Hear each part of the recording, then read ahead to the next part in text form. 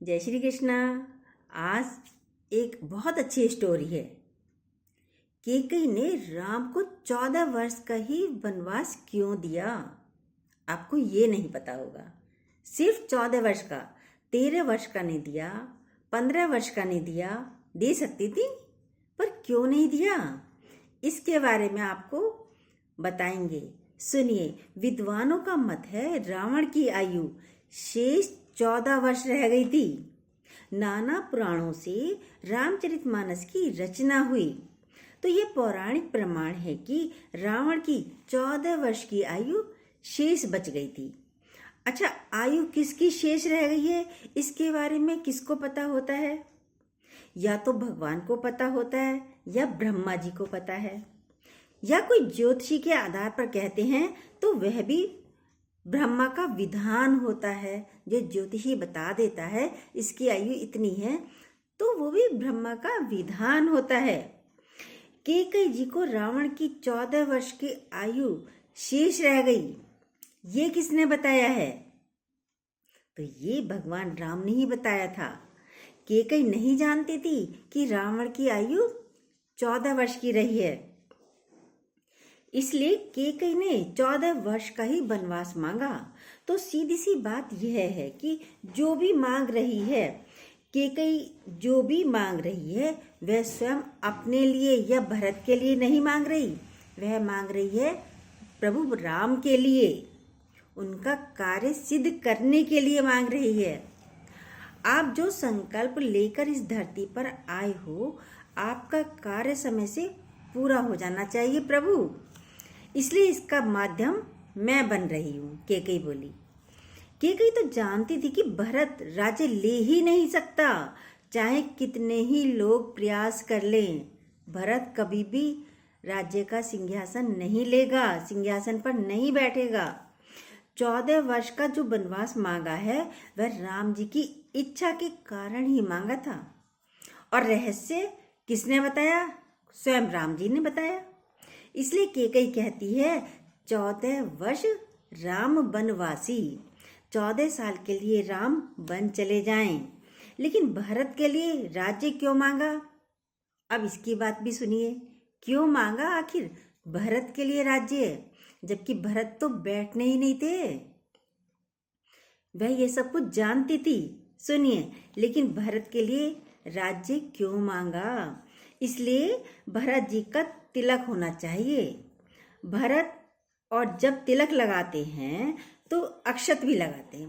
भरत जी का तिलक होना चाहिए, और जब हम तिलक लगाते हैं तो अक्षत के कुछ दाने, यानी अक्षत यानी चावल के दाने माथे पर लगाते हैं। माना मस्तक पर जीवन में कभी अंधकार ना हो, प्रकाश ही प्रकाश रहे। इससे सिद्ध हो रहा है टीका जो लगाना है 14 साल के लिए लगाना है। 14 साल तक अयोध्या में अंधकार ना हो, प्रकाश बना रहे। इसलिए केकई ने भरत का सिंहासन मांगा था, इसलिए उसको तिलक लगाना था, तिलक हो। तो क्या राम के जीवन में अंधकार बना रहे, ये चाहती थी केकई? नहीं, राम तो स्वयं प्रकाश हैं, राम तो स्वयं मणि हैं, मणि। और बोलो, मणि के द्वारा प्रकाश ही तो मिलता है। मणि में से क्या निकलता है? प्रकाश ही नहीं मिलता है।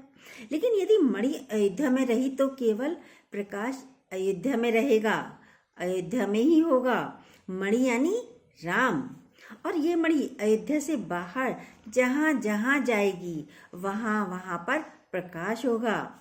दूसरी बात यह है कि मणि के प्रकाश को कोई किसी भी मौसम में नष्ट नहीं कर सकता। जैसे आंधी आई तो मणि का प्रकाश क्या आंधी में समाप्त हो जाएगा? नहीं होगा। मूसलाधार पानी बरसे तो क्या मणि का पानी प्रकाश, मणि का प्रकाश बुझ सकता है? नहीं बुझ सकता। मणि का प्रकाश शाश्वत है। तो भरत तो दीपक रूपी प्रकाश है, भरत कुल का दीपक है, और राम मणि है।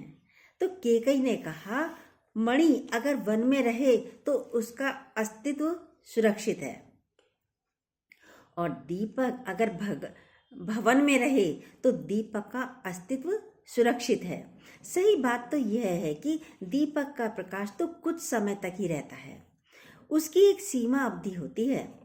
हाँ, उसमें तेल बाती बढ़ाते चले जाओ तो ध्यान भी रखना पड़ेगा, लेकिन मणि में प्रकाश को संभालने की आवश्यकता नहीं है। मणि के प्रकाश को संभालने की आवश्यकता नहीं है, लेकिन मणि की चोरी तो हो सकती है। तो कैकेयी बोली, मैंने इंतजाम कर दिया है इसका भी। क्या? सुनिए, अगर राम मणि है तो लक्ष्मण फणी है। जब तक फणी साथ में रहेगा तब तक मणि का अस्तित्व रहेगा। कोई चोरी नहीं कर सकता, क्योंकि उसकी रक्षा कौन करेगा? फणी। फणी माना सर्प। सर्प के पास मणि होती है। कोई सर्प के रहते मणि को छू भी नहीं सकता। छू सकता है कोई मणि को? नहीं छू सकता। कैकेयी बोली, राम रूपी मणि को लक्ष्मण रूपी फणी के साथ भेज दीजिए। क्यों? तमाम तीर्थों में, यज्ञों में राक्षसों ने अंधकार कर दिया है, गौशालाएं जला दी हैं, लेकिन जहाँ जहाँ राम जाएगा वहाँ वहाँ प्रकाश अवश्य हो जाएगा और संसार का अंधकार दूर हो जाएगा। इसलिए राम को केवल अयोध्या रूपी तिजोरी में बंद करने की आवश्यकता नहीं है। और 14 साल ही रावण की शेष आयु है, इसलिए 14 साल की अवधि में ही राम जी अयोध्या आ जाएं। इससे आगे वन में ना रहे राम, क्योंकि रावण मरा, काम पूरा हो गया, फिर वन में रहने की आवश्यकता ही नहीं है। अगर राम जी वन ना गए होते तो बताओ शबरी नारायण तीर्थ होता क्या? यदि राम जी वन में ना गए होते तो शबरी नारायण तीर्थ होता? नहीं होता। और राम जी वन में ना गए होते तो क्या कोई उन्हें जान पाता? क्या वे भगवान बन पाते? नहीं बन पाते। रामायण केवल बालकांड में ही पूरी हो जाती। बस इनकी शादी होती और रामायण पूरी हो जाती। रामायण में 7 कांड जो हैं, राम वन में गए तभी बड़े हैं, तभी बने हैं। भगवान राम ने जितना कौशल्या माँ को संतुष्ट किया है, उतना ही कैकेयी माँ को और सुमित्रा माँ को भी संतुष्ट किया है, और पिता दशरथ को भी संतुष्ट किया है। दशरथ जी महाराज राम जी से कह रहे हैं, राम तुम हमारे प्राण हो, अगर तुम चले गए तो प्राण निकल जाएंगे हमारे। भगवान राम ने कहा, पिताजी आप समझिए तो। बोले, क्या समझूं? क्या समझूं मैं? अब हमें समझने की जरूरत नहीं है। भगवान राम ने कहा, अच्छा अब भगवान क्या करते हैं वह सुनिए। किस तरीके से सूझबूझ से राम जी वन में गए हैं। अब भगवान ने अपनी ध्यान लगाया, भगवान शंकर को आंखें बंद करी। राम जी के जैसी आंखें बंद करी, ध्यान लगाया, शंकर जी का स्मरण किया। राम जी ने, शंकर जी बोले, प्रभु आप मुझे याद कर रहे हो? राम जी बोले, हाँ अब आपकी जरूरत है प्रभु। क्या जरूरत है? शंकर भगवान बोले, कैलाश पर्वत छोड़कर आप यहाँ आ जाओ अब, और मेरे पिताजी को जरा समझाओ। मैं बन जा रहा हूँ, मेरे पिताजी मुझे रोक रहे हैं, आप आकर पिताजी को समझा दो। भगवान शंकर ने कहा, प्रभु आप ही समझाने में सक्षम हैं। राम जी बोले, पर हम तो बेटे हैं इनके, बेटा पिता को कैसे समझाए? यदि बेटा पिता को समझाएगा तो गलत होगा ना, और पिता को समझ भी नहीं आएगा। आप आइए और पिताजी को समझाने का प्रयास कीजिए। भगवान शंकर बोले, अच्छा ठीक है। शंकर जी आए। शंकर भगवान ने दशा देखी महाराज दशरथ की। क्या दशा हो रही है सुनिए। अर्धमूर्छित हैं, आंखों से आंसू बह रहे हैं, गिर रहे हैं, और शरीर कांप रहा है। थोड़ा थोड़ा सही होश है, बस उन्हें। भगवान शंकर जैसे ही आते हैं तो शिव जी ने दशरथ का स्पर्श किया, तो दशरथ जी में चेतना आई, नेत्र खुल गए, और देखा कि भगवान शंकर साक्षात मेरे सामने खड़े हैं। दशरथ जी ने तुरंत उठे और भगवान शंकर के चरण पकड़ लिए और कहा, आज मैं बहुत दुखी हूँ भगवान। आपसे मेरी प्रार्थना है कि आप मेरी समस्या का समाधान करिए। ये समस्या मेरे प्राण ले सकती है। अब मुझे विश्वास है कि आप मृत्युंजय हैं आप मृत्युंजय भगवान हैं। अब मौत मेरा कुछ भी नहीं बिगाड़ सकती। अब मैं मरूंगा नहीं। इसलिए राम को रोको वन जाने से, अयोध्या में रह जाए, बस यही चाहता हूं मैं। भगवान शंकर बोले। शंकर जी ने भी भगवान राम का ध्यान लगाया। प्रभु क्या चाहते हो आप? भगवान शंकर ध्यान लगाकर बोल रहे हैं भगवान राम से। भगवान राम ने कहा, प्रभु पिताजी वन जाने के लिए आदेश दे दें, बस ऐसी मती कर दो इनकी। शंकर जी बोले, बहुत ही जटिल समस्या है प्रभु, क्योंकि पिता कह रहा है मेरे पुत्र की ऐसी मति कर दो वो अयोध्या छोड़कर ना जाए।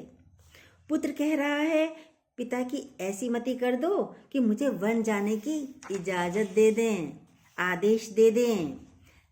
देखिए यहाँ दशरथ जी की स्वीकृति कैसे मिलती है। आपने अभी तक ये सारी बातें नहीं सुनी होंगी। सुनिए, भगवान शंकर ने कहा, चक्रवर्ती सम्राट महाराज दशरथ, आपके सामने अगर धर्म खड़ा कर दिया जाए और धर्म के बगल में आपके पुत्र को खड़ा कर दिया जाए, तो आप धर्म को प्राथमिकता देंगे या पुत्र को?